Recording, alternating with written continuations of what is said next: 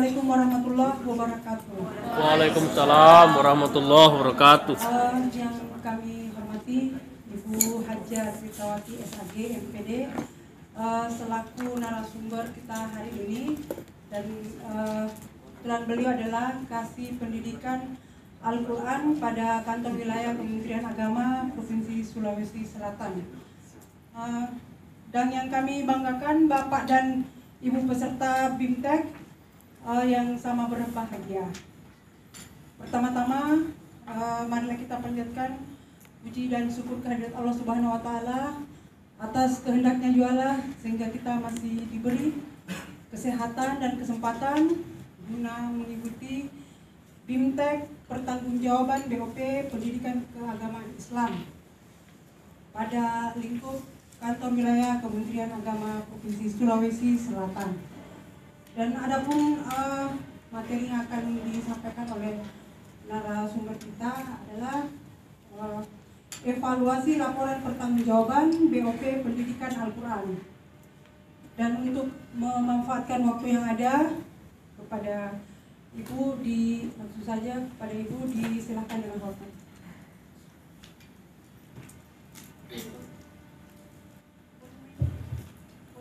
Bismillahirrahmanirrahim. Assalamualaikum warahmatullahi wabarakatuh. Waalaikumsalam warahmatullahi wabarakatuh.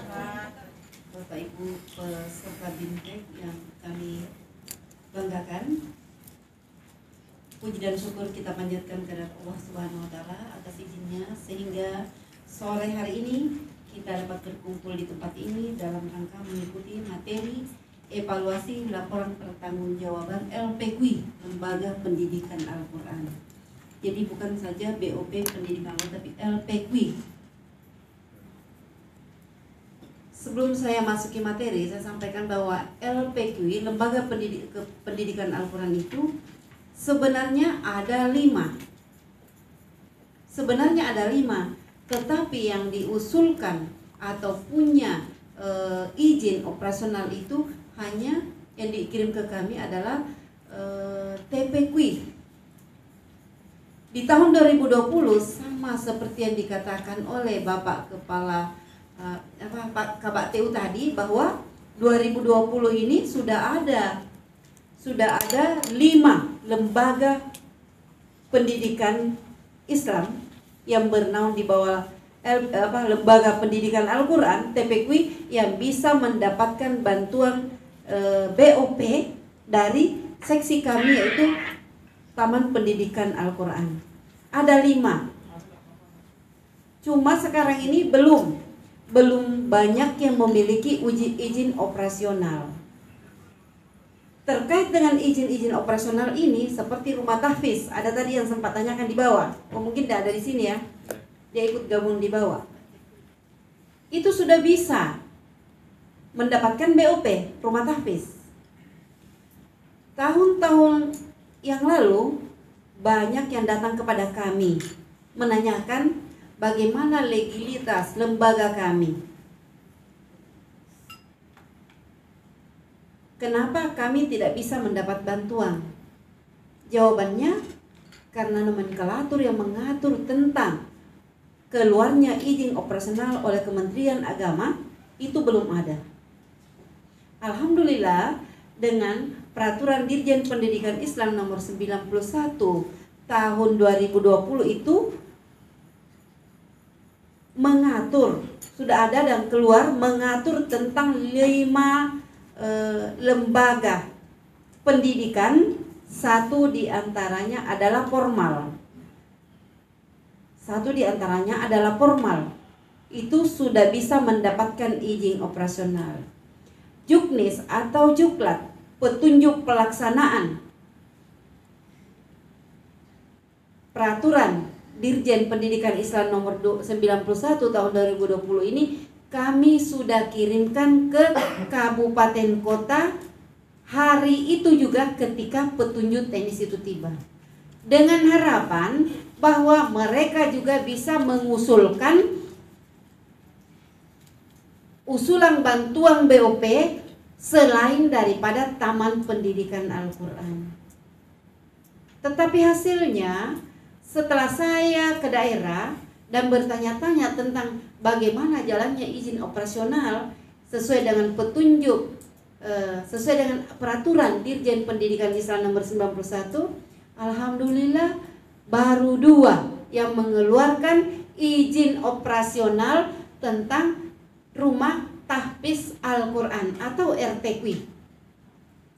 Padahal RTQ itu sudah lama. Pondok-pondok tahfiz itu di kabupaten itu menjamur. Alhamdulillah. Itu kan syiar, ya. Syiar Bapak Ibu. Saya sangat gembira. Betapa saya juga kasihan ketika dia datang, Bu, bagaimana kita mau dibantu oleh daerah, tetapi izin operasional kami tidak ada. Bagaimana ini? Saya tidak mampu berbuat. Tetapi setelah ada aturan yang membolehkan dibuatkannya lengkap dengan nomor statistik apa, contoh dan lain-lain saya sudah berikan kepada kabupaten kota, tidak ada lagi yang datang bertanya. Mungkin bantuan tidak ada di Pemda lagi. Jadi tidak ada yang minta izin operasional. Tidak ada yang minta. Andaikan RTQ ini, rumah tahfiz Al-Quran ini sudah pada memiliki izin, banyak bantuannya. Apalagi zaman Covid sekarang. Zaman Covid ini banyak sekali bantuan. Kenapa? Anggaran dari DIPA itu ditarik. Kemudian anggaran Kementerian Agama yang ditarik itu mungkin sudah habis atau bagaimana, dilarikan lagi dalam bentuk bantuan lembaga pendidikan keagamaan. Di TPQ kita punya kesempatan 5. Belum pondok, belum FDT. Itu kita sudah dapat 5 yang boleh dibantu. Cuma yang punya izin kebanyakan adalah TPQ. Ya. Alhamdulillah untuk tahap ini saya kemarin menerima. Alhamdulillah ya, kalau MDT cuma dapat 122, kalau kami di TPQ mendapat 343 lembaga, dan itu sudah dibagi. Kami yang mengusulkan melalui data EMIS, tetapi alhamdulillah DPR sudah keliling juga membagikan itu. Tapi tidak apa-apa, yang penting saya sudah berterima kasih kalau usulan kami di EMIS itu mendapat penghargaan. Bu, tidak mudah itu. Saya saja setahun 80 lembaga ya Bu Titi ya. 343. Ini lagi diminta Bu untuk berikutnya. Saya tidak masuk materi ini kalau begini. Ya tidak apa-apa ya, kita campur saja ya. Kan materi saya evaluasi pelaporan, berarti hanya mengevaluasi laporan Bapak Ibu. Sebenarnya lebih bertepatan dengan Ibu Titi. Dan laporannya sudah masuk, jadi kita cerita saja dulu yang ini, yang penting-penting ya. Siap.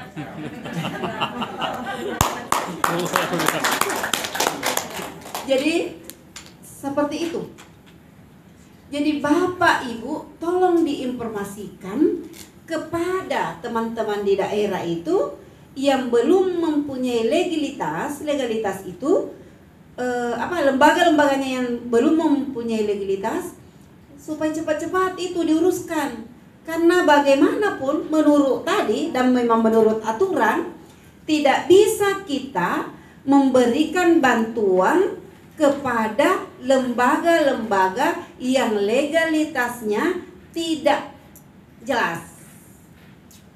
Yang bagaimana yang jelas itu adalah yang mempunyai nomor statistik. Itu tidak bisa kalau tidak ada nomor statistiknya. Jadi supaya disegerakan. Pesantren ada TPQ-nya, alhamdulillah, karena dia ada lembaga, ada lembaganya, naungan pesantren. Bisa. Kalau di pesantren itu sebenarnya ya ada rumah tahfiznya, ada tahfiznya. Rata-rata pesantren itu kan ada program. Tidak semua santri itu menghafal. Tidak semua kan, Bapak? Tidak semua, tapi ada program tahfiz.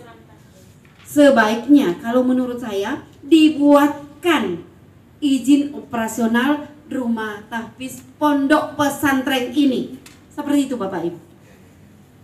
Jangan kan notaris itu kan tidak semua dalam satu yayasan ya. itu boleh menaungi beberapa lembaga. Jadi tidak apa-apa dipisah. Kali-kali suatu saat kita dibutuhkan, bisa. Mumpung sekarang tidak banyak aturannya. Coba sekarang mau izin operasional MTS, tanahnya sekian, muridnya sekian, gurunya sekian, kan macam-macam. Sekarang ini masih longgar Bapak Ibu. TK saja harus mempunyai tanah 325 meter persegi. MI 700 ya. Alia 1.300. 1.400 meter. Bagaimana kalau nanti dibuatkan seperti itu juga?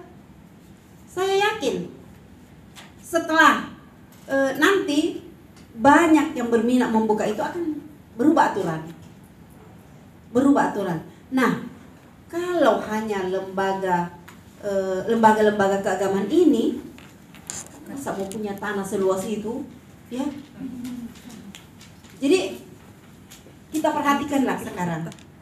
Jadi mungkin saya tidak bisa mensosialisasikan ke daerah-daerah secara menyeluruh. Tidak bisa, alangkah baiknya kalau Bapak Ibu itu bisa menginformasikan kepada teman-teman, ada rumah tahfiz tak urus ke izin, nanti itu agak susah. Jadi ada beberapa yang memang harus kita uruskan untuk mempunyai legalitas. Sama juga BKPRMI selalu datang itu. Kenapa katanya kalau di BKPRMI tidak bisa menerima BOP, tidak bisa menerima BOP dari DIPA Kemenak? Tidak bisa. Itu kan sama Bu, kita juga mengadakan aktivitas setiap hari sama. Saya bilang betul. Tetapi dalam aturan kami, dalam juklat atau petunjuk teknis kami sudah seperti itu. Petunjuk teknis seperti itu kita tidak bisa menambah seperti Ibu tadi. Tidak bisa kita tambah, memang seperti itu. Tetapi tadi itu Ibu juga itu kurang istilahnya pakai dia kiaskan ya. Alat kebersihan di situ ada kok, cuma tidak jelas. Dia membacanya tidak lengkap. Jadi seperti itu. LPQI, jadi Lembaga Pendidikan Al-Quran itu sekarang ada izin operasionalnya. Silahkan Bapak Ibu membuka petunjuk teknisnya. Kemudian ada di Juklat 2020 itu, kemudian lengkapi, lalu Bapak Ibu urus di kabupaten masing-masing, tidak di Kanwil, masih di kabupaten. Jadi jenis pendidikan ini adalah TKQI, TPQI, TKA, Rumah Tahfiz dan Pesantren Tahfiz Al-Quran. Itu bisa diurus izinnya di kabupaten kota. Ada kurikulumnya, sudah lengkap. Itu sudah dikirim juga ke kabupaten. Tadi ditanyakan, kenapa katanya itu bantuan BOP sudah habis uangnya baru keluar petunjuk teknisnya? Salah. Kami sudah, bukan Ibu yang salah ya, yang tidak menyampaikan. Itu Februari keluar, hari ini saya print, saya kasih Pak Kabid untuk dibaca. Saya ambil juga untuk saya baca, kemudian Pak Kabid perintahkan Bu Tirta share ke kabupaten kota. Malam itu juga saya share ke kabupaten kota. Sebelum, ini kan Bu Titi cairkan itu bulan 5. Bulan 5, bulan 6 lah prosesnya. Berarti kan sudah sampai kepada Bapak Ibu. Mestinya kasih kabupaten kota itu pada saat menerima seperti itu mengumpulkan semua lembaga keagamaan Islam untuk mensosialisasikan apa yang dia terima. Karena begitu kami terima jukmis juga, kami undang kepala seksi kabupaten kota mensosialisasikan apa yang kami terima. Sebaiknya setelah tiba di kabupaten juga dia mengadakan seperti itu. Ya semacam inilah pertemuan 2-3 jam, 2 jam lah. Kalau tidak mau nanti dia bawa konsumsi masing-masing. Kalau itu lagi alasannya. Daripada ya. Jadi seperti itu. Kemudian yang saya peringatkan juga Bapak Ibu ya, utamanya yang betul-betul hanya di situ, bukan PNS, tolong data kita perbaiki.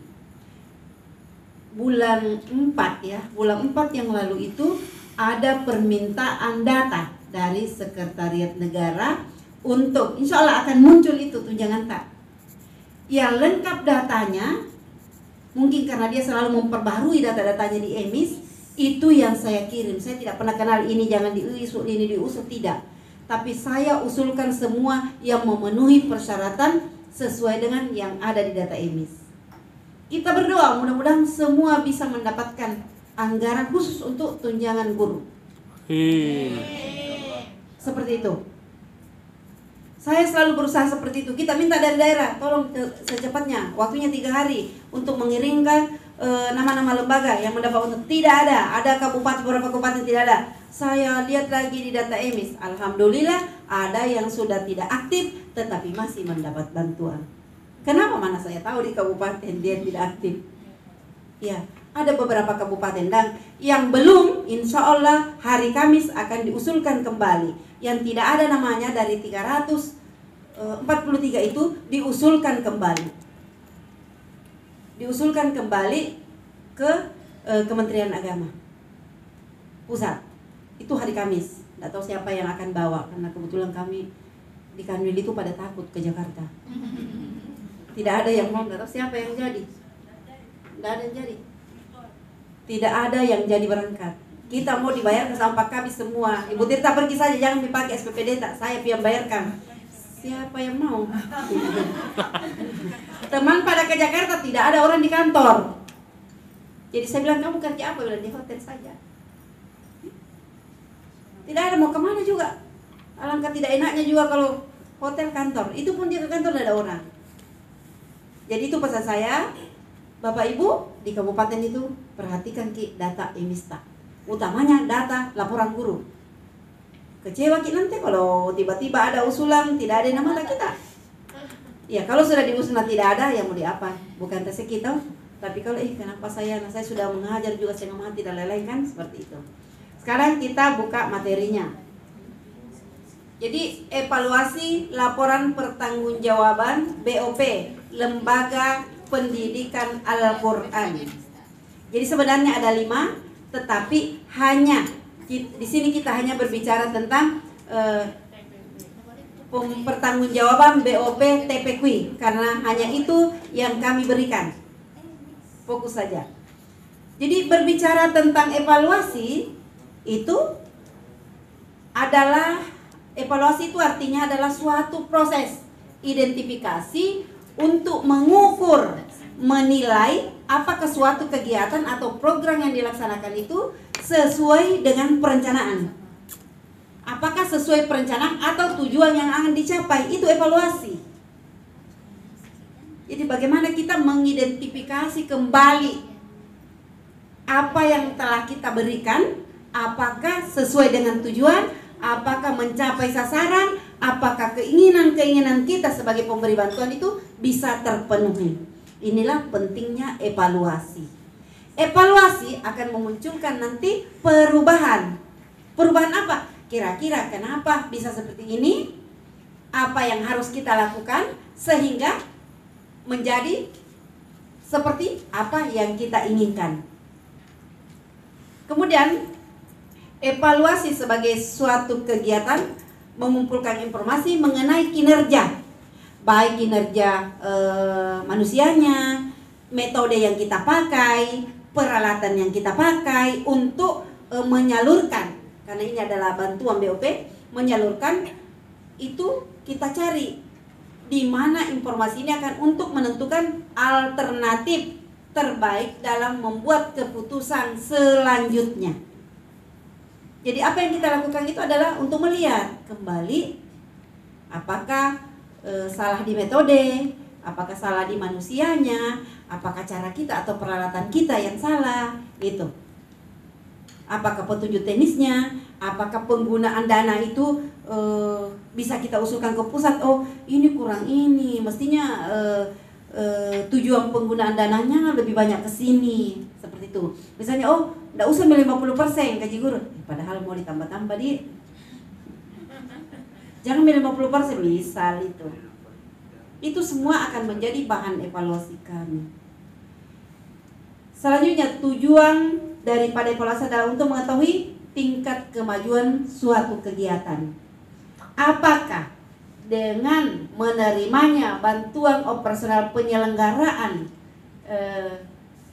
ini lembaga tersebut mengalami kemajuan dalam proses pembelajaran karena sudah beli Al-Quran, buku Iqra, ada Tommy mungkin yang beli kasidah-kasidah supaya daya tarik. Ya siapa tahu. Sebentar LPJ ya, saya kasih tahu caranya. Nanti kau bilang, kenapa ibu suruh kita belajar kasidah? Tidak, aku suruh kita, tapi untuk menarik itu biasanya berbagai hal kita lakukan untuk kebaikan. Tetapi kalaupun tidak bisa, adalah cara kita. Seperti itu. Jangan terlalu kaku. Jangan terlalu kaku. Yang penting kita bisa, tujuan kita baik.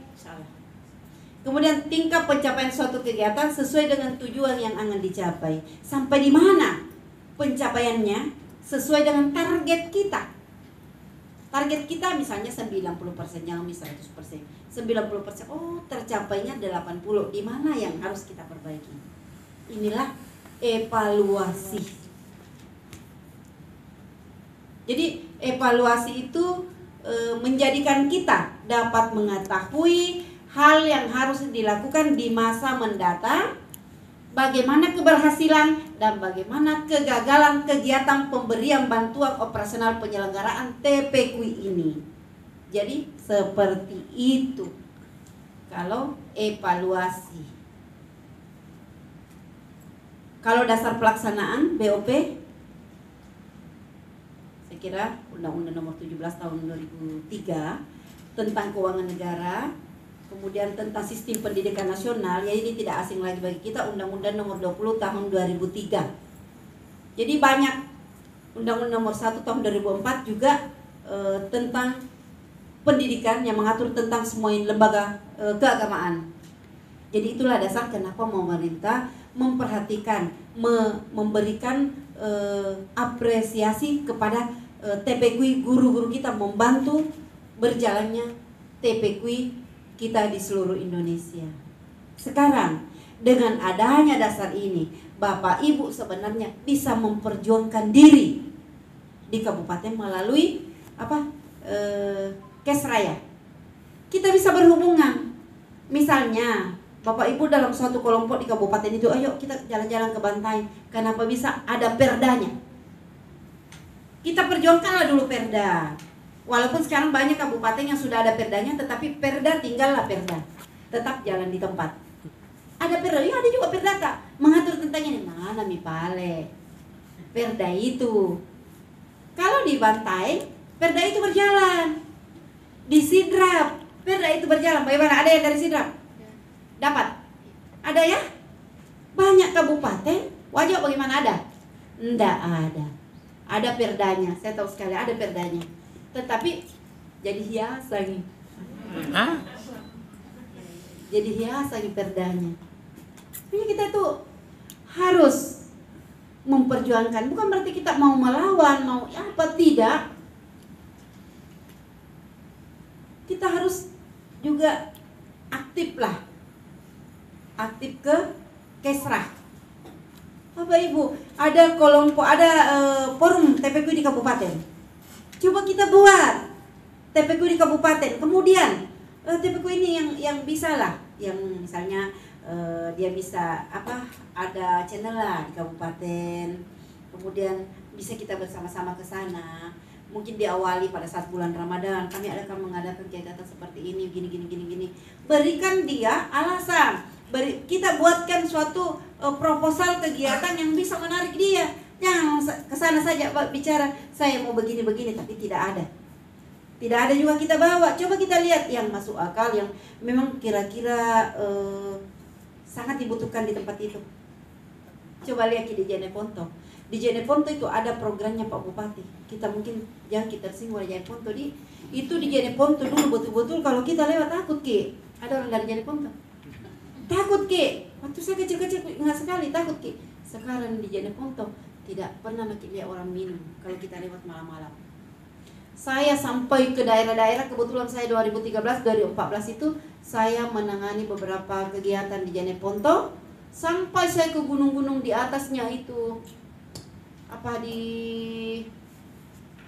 masuk ke Paitana sampai ke atas di perbatasan Bantaeng Goa itu. Saya sampai di sana hampir tiap minggu. Karena kebetulan kegiatan saya ada 32 titik di Jeneponto, pembangunan sekolah. Kebetulan kami yang menangani semua itu. 32 titik, ada yang dapat 2 bangunan, ada yang dapat 3 bangunan. Saya keliling, saya tahu betul daerah Jeneponto, Jombe, Daleleng, pokoknya semua. Jami kau tolong dekat. Sampai, makanya kalau orang Jeneponto bicara, oh dia kenapa kita tahu Butir? Tapi apa itu tahu.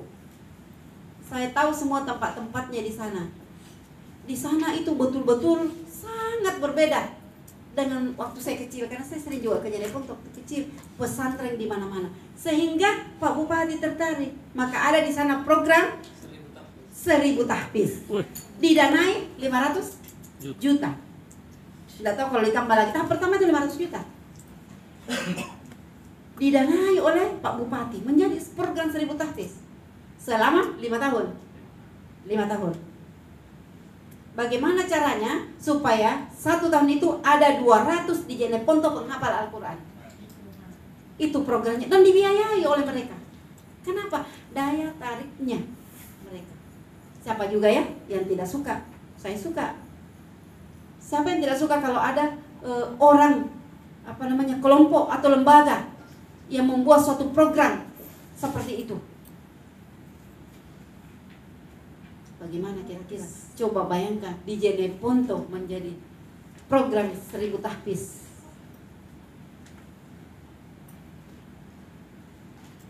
Jadi pandai-pandai kita menarik perhatian di daerah Kesra. Bagaimana caranya kita itu dekat dengan mereka? Kembali lagi. Jadi bentuk bantuan operasional pendidikan Al-Quran ini adalah program bantuan pendidikan Islam yang diberikan kepada lembaga pendidikan Al-Quran dengan maksud untuk menyediakan pendanaan biaya operasional pendidikan Al-Quran. Jadi ini adalah biaya operasional. Operasional itu adalah pelaksanaan berjalannya pendidikan Al-Quran pada lembaga yang Bapak Ibu pimpin. Jadi utamakan operasionalnya. Untuk meringankan, tujuannya untuk meringankan biaya operasional pendidikan pada pendidikan Al-Quran. Kita tahu, pace sekali itu TPQ. Disuruh bayar tidak datang, tidak membayar. Bagaimana transport gurunya? Bagaimana pengadaan Al-Quran? Karena itu kan kalau dibagikan itu yang sudah diberikan ikrar, dibagikan hilang, tidak tahu buku simpan di rumahku, tidak dibagikan, tidak belajar di rumah, dikasih tidak bawa mie pulang. Itulah suka dukanya kita membina TPQ. Kemudian apa gunanya juga ini BOP TPQ adalah untuk memutus angka putus belajar dari santri. Jadi kalau terima jerki BOP, ada santri tidak bayar, jangan maki tagih, karena ini adalah semacam diskon free. Diskon free artinya itu menutupi yang tidak. Ya.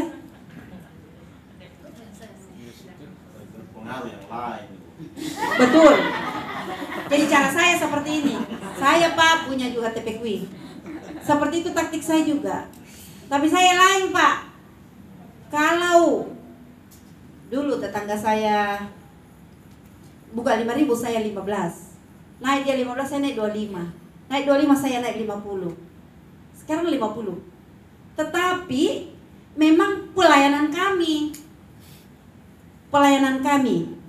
Jadi mereka 50. Dia kebetulan baru punya tempat, dulu numpang di RA. Tapi selalu dia rusak itu mainannya RA, diusir. Jadi saya kasih pindah di rumah. Di rumah juga mengganggu juga, merusak. Jadi alhamdulillah sekarang dia sudah punya tempat sendiri, tapi itu lagi masih baku dorong-dorong. Itulah anak-anak usia TPQ. Seperti itu juga masalahnya Bapak Ibu. Ya biasanya itu tuh kuli bangunan, tukang becak lebih lagi membayar. Yang PNS tidak.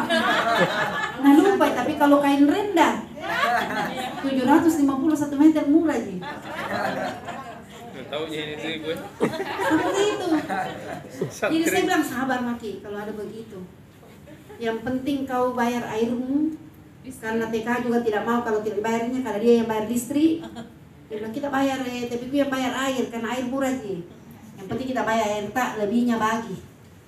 Lalu guru alhamdulillah juga tidak pernah Ji dia di bawah 500 gajinya. Tidak pernah Ji di bawah 500 kodong, kecuali ini pandemi ini tidak ada yang datang. Kurang kita juga tidak mau paksa, kalau mendatang biasa dia bawa uang. Kalau ditanya sama ustaznya kenapa Ki belum bayar, nak kopi Bu. Kopi Bu. Iya. Alhamdulillah kebetulan, ya saya cerita sedikit, kebetulan dia juga panitia di panitia penerimaan siswa baru di RA banyak siswanya, honornya lari ke dia. Alhamdulillah kan. Jadi tertutupi lagi kodong. Yang alhamdulillah lagi nih saya usulkan untuk mendapatkan BOP kopi, tidak ada yang muncul. Padahal Bulukumba dapat 179. Di Makassar dapat berapa? Termasuk TPQ tidak ada apa. Jadi memang rezeki. Setelah saya teliti ternyata dia terdata oleh DPR. Di DPR mungkin tak coreki.